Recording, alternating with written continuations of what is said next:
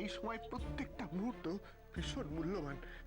তুমি তুমি যা ব্যবস্থা করবে আমরা তোমাকে সহযোগিতা করতে রাজি আছি বাবা। বাবা তুমি যা করবে একটু তাড়াতাড়ি করো বাবা। দেখ, তোর এক কথাতে ছেলেরা সবাই রাজি হয়ে গেছে। এবার তুই কিভাবে কোন উপায়ে টাকাটা ব্যবস্থা করতে পারবি সেটা বলে দে ভাই। এ বাড়ি আমি বন্ধক রাখবো।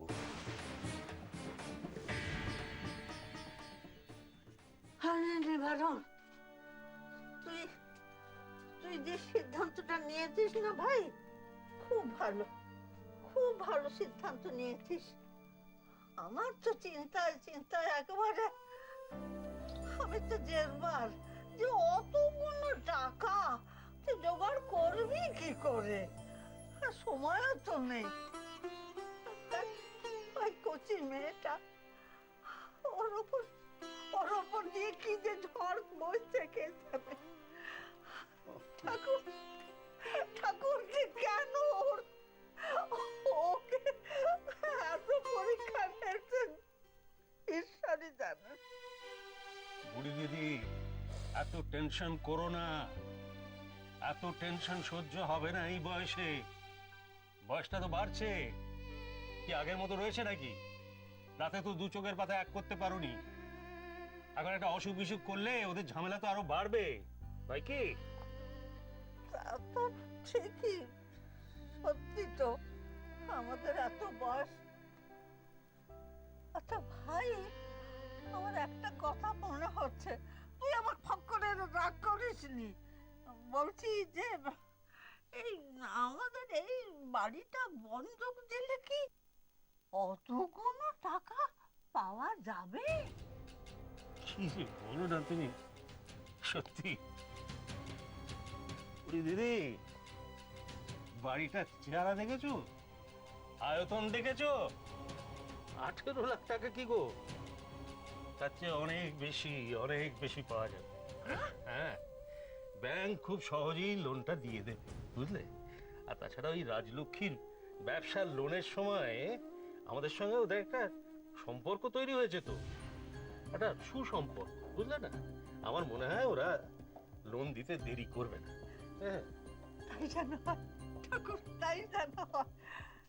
দেখ, সবাই তো এক কথাতেই রাজি হয়ে গেছে।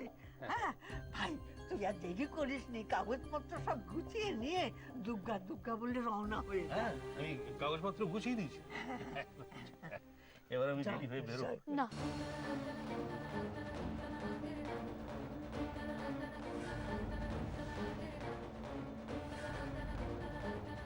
আমার কিছু বলার আছে।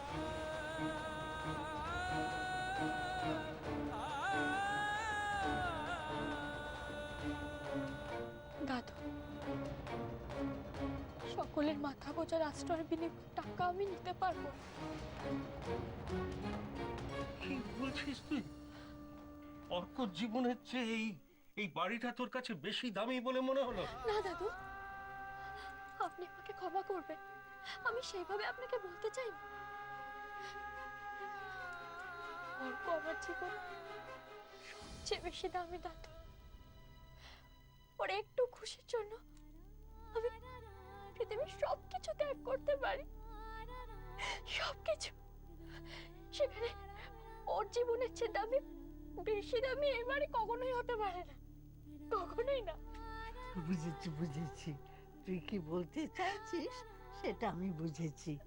তুই বলতে চাইছিস যে এই বাড়িটা বন্ধক দিলে এতগুলো মানুষ বাস্তুহারা হবে, তাই তো? তাই তো? হ্যাঁ, শোন শোন শোন,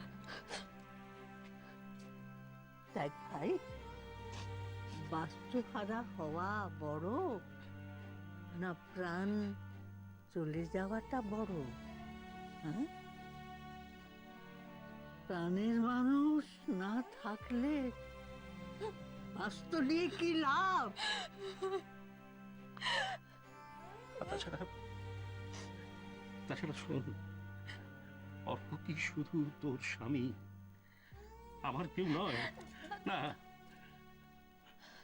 দাদু হিসেবে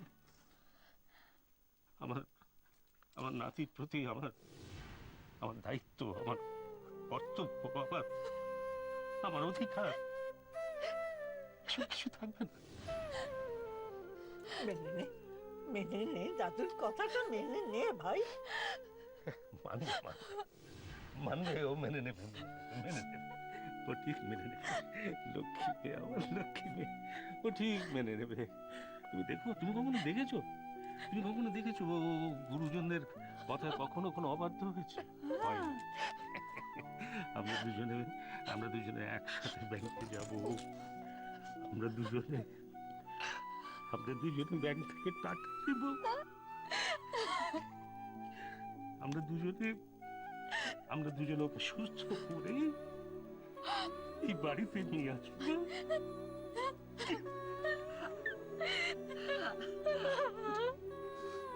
রাজলক্ষ্মী, আমার রাজলক্ষ্মী, আমার রাজলক্ষ্মী।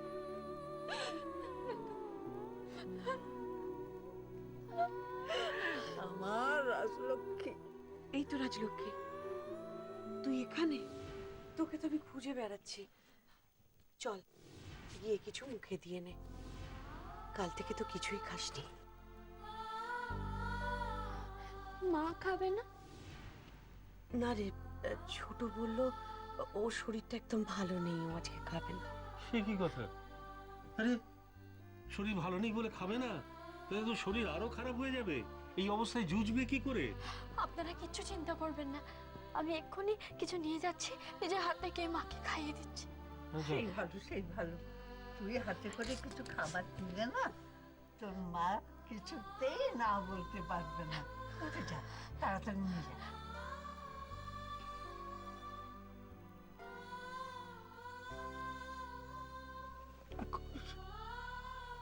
রক্ষা কর,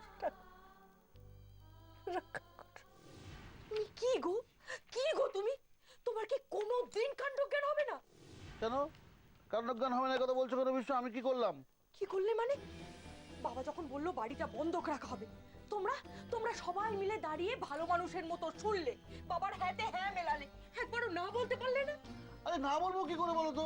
না বলবো কি করে? অতগুলো টাকার ব্যাপার। আরে আমি নিজে শুনেছি, ডাক্তারবাবু বলেছে 18 লক্ষ টাকা জমা দিতে হবে, তবে অর্কর অপারেশন করবে। আমার নিজের কানে শোনা। তবে আর কি, ঘটি বাটি বেঁচে বুঝে দিয়ে নেবে পড়া। আরে এখানে ঘটি বাটি বেচার প্রশ্ন আসছে কেন বলতো? আরে বাবা, অর্ককে ভালো করার জন্য তো আমাদের সবাইকে দায়িত্ব নিতে হবে নাকি? হ্যাঁ, দায়িত্ব নিতে হবে। দায়িত্ব নাও, অর্কর দায়িত্ব নাও। আমি তো না বলিনি। তোমার প্রভিডেন্ট ফান্ড থেকে টাকা তুলে তুমি অর্কর অপারেশনের জন্য দেবে বলেছো, তাতেও তো আমি না বলিনি। ওরে বাবা, সবাই মিলে টাকা দেওয়ার পর তোমাদের গয়না টয়না সবকিছু মিলে দেখলে তো 4 লাখ টাকার বেশি হচ্ছে না। বাবা তো সেই জন্যই বললো বাড়ি বন্ধক দেওয়ার কথা। বাবা সঠিক সিদ্ধান্তই নিয়েছে। ভগবান, এই লোকটাকে নিয়ে আমি কি করবো, কি করবো আমি এই লোকটাকে নিয়ে? তুই বলে দাও। বাবা সঠিক সিদ্ধান্ত নিয়েছে, তাই সঠিক সিদ্ধান্ত নিয়েছে। এই বাড়ি যে বন্ধক রাখবে বলছে, সেটা ছাড়াবার মুরত আছে তোমার? আমার আমি একা ছাড়াতে যাবো কেন? আরে বাবা, আমরা সব ভাইরা মিলে ছাড়াবো। ওই আনন্দেই থাকো তুমি, বুঝেছ? ওই আনন্দেই থাকো। বাড়ির সবাই মিলে নাকি বাড়ির বন্ধক ছড়াবে, এমন করে বলছে যেন সবাই মিলে পিকনিকে যাবে। শোনো, আমার কথাটা একবার শোনো। সব দিন এরকম যায় না, যায় না এরকম। কোনোভাবে বাড়িটা যদি আমাদের হাত ছাড়া হয়ে যায়, তখন তখন আমাকে নিয়ে, খোকনকে নিয়ে, বৌমাকে নিয়ে কোথায় যাবে তুমি? গাছতলায় নিয়ে গিয়ে তুলবে, না রাস্তায় নিয়ে গিয়ে দাঁড় করাবে? হ্যাঁ, তুমি তো ঠিকই বলছো। আসলে ওই অর্কর কথা ভাবতে ভাবতে ফস করে মুখ দিয়ে বেরিয়ে গেছে। না না, এটা তো ঠিক হয়নি। সেই জন্যই তো আমি সবসময় বলি, তোমাকে সবসময় বলি, যে কোনো জায়গায় এরকম মুখটা খুলো না। গরিবের কথা বাসি না হলে তো মিঠে হয় না। বিশু, তুমি কেঁদো না, তুমি ঠিকই বলেছো। জানো তো, আমার একবার ভেবে দেখা উচিত ছিল। তোমার কথা, আমার খোকনের কথা। না, অর্ককে তো দেখো আমাদের সারাতে হবেই, কিন্তু বাড়িটা তো আমাদের ঠিক করে রাখতে হবে নাকি? হ্যাঁ, আমি একটা কাজ করছি বুঝলে, আমি ওই আদি, রমা, ওদের কাছে যাই, দেখি ওরা এই ব্যাপারটা নিয়ে কি ভাবছে, বুঝলে? একটা কথা কান খুলে শুনে রাখো, তোমার বাবা যদি এই বাড়ি বাঁধা দেন, আমি কিন্তু জম্মের মতন এই বাড়ি ছেড়ে চলে যাব, মনে রেখো। তোমার কাছে কোনটা ইম্পর্টেন্ট আসো, এই বাড়ি নাকি অর্কর জীবন? বাহ, চমৎকার চমৎকার। তুমি খালি তোমার নিজের ভাইয়ের ছেলের কথাই ভেবে যাচ্ছ। আর আমাদেরও তো সন্তান আছে, সৌম্য, তার কথা তোমার একবারও মনে পড়ছে না? তাকে তুমি তাকে তুমি ঘর ছাড়া করতে চাইছো? এই বলি বলি তুমি কেমন বাবা গো? হ্যাঁ, কেমন বাবা? না না না না না না সৌম্য আমার আমার আমার ছেলে, ওর কথা তো আমাকে ভাবতে হবে। কিন্তু আসো, তুমি একবার এই প্রেজেন্ট সিচুয়েশনটা ভাবো। অর্কর এখন যে শারীরিক অবস্থা, তাতে ইমিডিয়েটলি ও যদি অপারেশন না করানো হয় তাহলে ছেলেটা বাঁচবে না। আমাদের আমাদের আমাদের চোখের সামনে ছেলেটা, না না না আসো, আর এত অল্প সময়ের মধ্যে আমরা এতগুলো টাকা কোত্থেকে জোগাড় করবো? জানি না, হ্যাঁ, আমি জানি না। না, আমি আমি এসব নিয়ে ভাবতেও চাই না। তোমার যা খুশি তুমি তাই করো, আমাকে বলুন। আসো আসো আসো আসো আসো, আমার কথাটা একবার শোনো। আসো, ঠিক আছে, বসো বসো বসো বসো, আমার কথাটা একবার শোনো। আসো আসো, দেখো আমার দিকে দেখো, আমার দিকে দেখো। দেখো আসো, আমরা যে টাকা জোগাড়ের চেষ্টা করছি না তা তো না, কিন্তু এত অল্প সময়ের মধ্যে এতগুলো টাকা, 18 লাখ টাকা, আসো আমরা আমরা আমরা জোগাড় করে উঠতে পারছি না। কি করবো তুমি বলো, বলো বলো। আসো আসো, আমরা কাজ করি, আমরা বরং এই টাকাটা দিয়ে আপাতত অর্কর অপারেশনটা করিয়ে ফেলি, ছেলেটাকে প্রাণে বাঁচুক। তারপর আমি তোমাকে কথা দিচ্ছি, আসো আমরা সবাই মিলে যেখান থেকে পারি, যেমন ভাবে হোক, আমরা পুরো টাকাটা জোগাড় করে নিশ্চয়ই এই বাড়িটা ছাড়ানোর বন্দোবস্ত করবো। ছাড়তে তো হবেই। আমি তোমাকে কথা দিচ্ছি, আসো, আমি কথা দিচ্ছি। থাক, তোমার এসব মিষ্টি মিষ্টি কথায় চিড়ে ভিজবে না। এই সব কথা বলে এখন কাজ হাসিল করে নেবে, আর তারপর সব ভোগ ভাব তোমাদের চিনতে বাকি আছে না? না না না, আসো আসো, শোনো এই একটা কথা শোনো, আমাকে বোঝানোর আগে না তুমি তোমার বাবাকে গিয়ে বোঝাও। ওনাকে গিয়ে বলো উনি যেন বাড়ি বন্ধকের ব্যাপার থেকে সরে আসে, আর তা না হলে আমি কি করে সরে যাই এই বাড়ি থেকে তুমি দেখো। না না না না, আসো, ছাড়ো। এরকম করো না, আসো।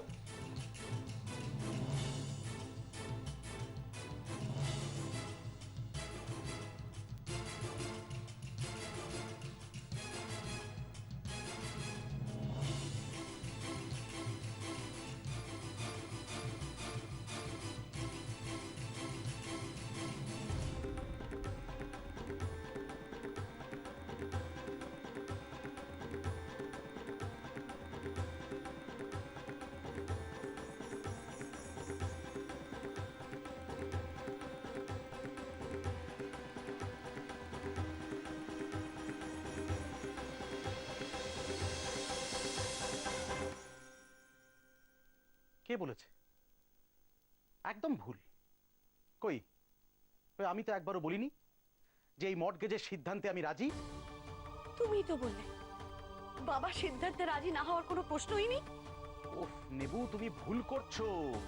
আমি যেটা বলেছি তার মানে এই দাঁড়ায় যে বাবার যে সিদ্ধান্তে আমাদের কোনো ক্ষতি হবে না, সেই রকম সিদ্ধান্তে আমি রাজি।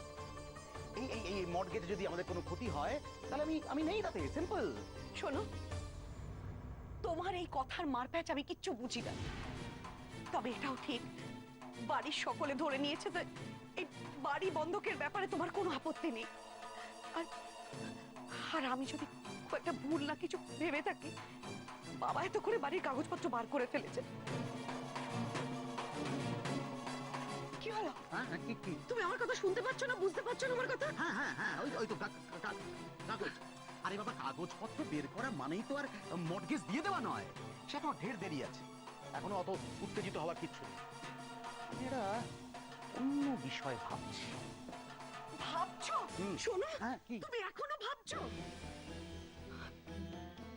সেই ভালো বুঝলে, তুমি ভাবতে থাকো, আর ওদিকে মাথার উপর থেকে ছাদটা আমাদের চলে যায়। শুনে দেখো, এত ভাবাটা আমার কিচ্ছু নেই। তুমি সোজা বাবার কাছে যাও, গিয়ে বাবাকে পরিষ্কার করে জানিয়ে দাও যে এই বাড়ি মর্গেজের ব্যাপারে তোমার কোনো সায় নেই। শুনতে পাচ্ছ আমার কথা? উফ, বিরক্ত করো না তো। আমি এসব বাড়ি টাড়ি নিয়ে ভাবছি না এখন। আমি যে বিষয়টা নিয়ে ভাবছি সেটা হচ্ছে এই যে অর্কর অ্যাক্সিডেন্টটা হলো, এটা কি একটা দুর্ঘটনা নাকি কেউ করিয়েছে? যদি কেউ করিয়েই থাকে তাহলে কে সে? তার মোটিভটাই বাকি। এই একটা প্রশ্নের উত্তর বের করলেই না বোঝা যাবে যে কে করাতে পারে। রাখো তো তোমার গোয়েন্দাগিরি। আগে না বাড়ি ছাদটাকে বাঁচাও, মাথার উপরে ছাদটাকে বাঁচাও। চলো, তারপরে তুমি যত খুশি তোমার শখের গোয়েন্দাগিরি করো। আমি তোমাকে বাধা দেব না, বিশ্বাস। এটাই কিন্তু আমার শেষ কথা। এবার তুমি ভাবো, ভেবে দেখো যে তুমি কি করবে। এখনো ভাববে না বাবাকে গিয়ে বলবে? যতবার একটা সূত্র খালি গুছিয়ে আনছি তুমি ততবার তাল কেটে দিচ্ছ। তোমাদের কাছে না গুণের কোনো কদর নেই। হ্যাঁ,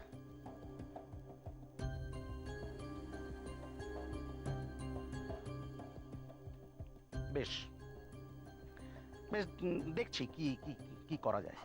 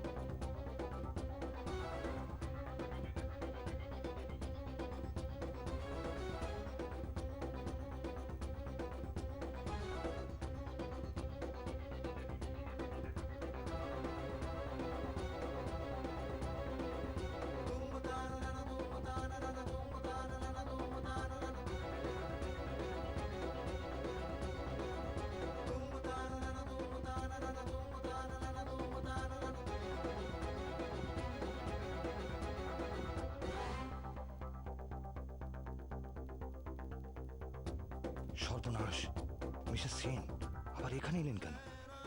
দেখুন আপনারা। ম্যাডাম, আপনারা আবার এখানে এলেন কেন? আমি তো বললাম মিটিংটা শেষ করে আমি গিয়ে আপনাকে সমস্ত কথা বলছি। দেখুন, আমরা 2 ঘন্টা ধরে বাইরে ওয়েট করছি, আপনারা দরজা খুলছেন না দেখে বাধ্য হয়ে ভেতরে ঢুকে আসতে হলো। একটা কথা জানিয়ে রাখি, আমার ভাগ্নের অবস্থা কিন্তু খুব খারাপ। কিন্তু আলোচনা ছেড়ে না, যান ভাগ্নে গিয়ে দেখুন। যান। এসব কি বলছেন কি আপনি? শুনুন। এই কি ভুল বলছি? হ্যাঁ, কি ভুল বলছি? বলছি ভাগ্নের অবস্থা ভালো নয়, আপনারা সভা করছেন এখানে। আপনার ব্যাপারটা কি বলুন তো? তখন থেকে যা নয় তাই বলে যাচ্ছেন। ডাক্তারটা কে, আপনি না আমরা? পেশেন্ট কি অবস্থায় আছে না আছে সেটা আপনি আমাদের জানাবেন, তারপর আমরা সেই মতো কাজ করব। আরে গিয়ে দেখলে তবে তো বুঝতে পারবেন পেশেন্ট কি অবস্থায় আছে। এখানে বসে বসে বললে হবে? গিয়ে দেখছেন না কেন? Will you shut up? যান, এক্ষুনি বেরিয়ে যান এখান থেকে। সরি মিসেস সেন, প্লিজ আমাদের কাজে এভাবে ইন্টারাপ্ট করবেন না, আপনাকে আমরা রিকোয়েস্ট করছি। এক্সট্রিমলি সরি ম্যাডাম, কিন্তু আমার মনে হয় এখন আপনাদের বাইরে যাওয়াই ভালো।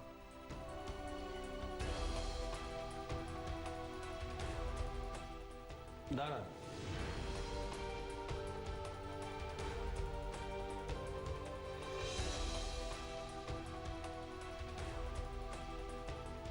ইয়েস মিসেস সেন, আমি আপনাকেই বলছি। আপনি বলুন, আপনি কি জন্য এখানে এসেছেন, কি বলতে চান? ডক্টর চ্যাটার্জি, একজন মা যার একমাত্র সন্তান নার্সিংহোমের বেডে মৃত্যুর সঙ্গে লড়াই করছে, সে একজন ডক্টরের কাছে কি বলতে, কি চাইতে আসতে পারে? আপনারা হয়তো এরকম এরকম অনেক মায়ের চোখের জল রেগুলারলি দেখেন, আপনাদের মনে হয়তো কোনো কোনো প্রভাব ফেলে না, কিন্তু আমি তো কখনো আমার ছেলেকে মৃত্যুর সঙ্গে লড়াই করতে দেখিনি, এভাবে দেখিনি মৃত্যুর মুখে পড়তে। তাই হয়তো একটু একটু বেশি রিঅ্যাক্ট করে ফেলছি। Very sorry, very sorry. তবে ডক্টর চ্যাটার্জি, আমার কাছে আপনার একটা কথাই বলার, আমি ডক্টর বক্সির কাছে শুনেছি আপনি নাকি ধন্বন্তরী। তাহলে তো আমার কাছে আপনি ভগবান। আপনি শুধু একটা কথা বলুন, আমার আমার ছেলেটা বাঁচবে না, বাঁচবে না। প্লিজ ডক্টর চ্যাটার্জি, আপনি চুপ করে থাকবেন না, আপনি হ্যাঁ বা না বলুন প্লিজ।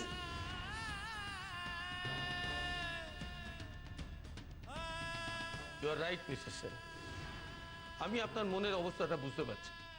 একজন মা হিসাবে আপনার উতলা হওয়াটা খুবই স্বাভাবিক। ইনফ্যাক্ট আমরা সকলে মিলে এখানে আলোচনা করছিলাম কিভাবে আপনার ছেলেকে সুস্থ করে তোলা যায়, সেটা নিয়ে আলোচনা হচ্ছিল আমাদের। এই, দিদি তো আপনাকে হ্যাঁ কিংবা না বলতে বললো, আপনি এত কথা বলছেন কেন? নন্টু প্লিজ। চলে পেশেন্ট অ্যান্ড পেশেন্ট পার্টি যদি পেশেন্ট হারিয়ে ফেলে তাহলে আমরা কাজটা কি করে করব ম্যাডাম? আমি বুঝতে পারছি, কিন্তু আপনাদের একটু ধৈর্য ধরতে হবে। ঠিক ঠিক কথা বলেছেন। আমি ওর হয়ে ক্ষমা চাইছি। আপনি শুধু বলুন আমার ছেলেটা প্রাণে বাঁচবে কি বাঁচবে না, প্লিজ বলুন। ওয়েল মিসেস, আপনার ছেলের হার্টের কন্ডিশন মোটেই ভালো।